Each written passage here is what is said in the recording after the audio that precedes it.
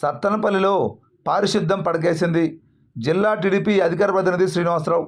ఇక పూర్తి సమాచారం మేరకు పల్నాడు జిల్లా సత్తెనపల్లి నియోజకవర్గం సత్తెనపల్లి పట్టణంలో మున్సిపల్ పాలనపై మున్సిపల్ పాలకులు చేతులెత్తేశారంటూ పట్టణ అడ్వకేట్ మరియు సత్తెనపల్లి టీడీపీ నాయకులు జిల్లా అధికార ప్రతినిధి శ్రీనివాసరావు మంగళవారం మధ్యాహ్నం 12 గంటల సమయంలో భాగంగా పేర్కొన్నారు.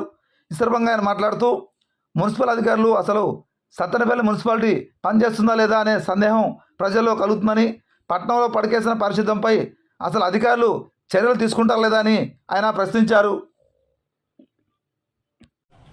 పల్నాడు జిల్లా సత్తెనపల్లి పట్టణంలో చేతులెత్తేసిన మున్సిపల్ పాలకులు దీన్ని అదునుగా తీసుకొని అసలు సత్తెనపల్లిలో మున్సిపల్ కార్యాలయం పనిచేస్తుందా లేదా అనే సందేహం ప్రజలకు కలుగుతుంది.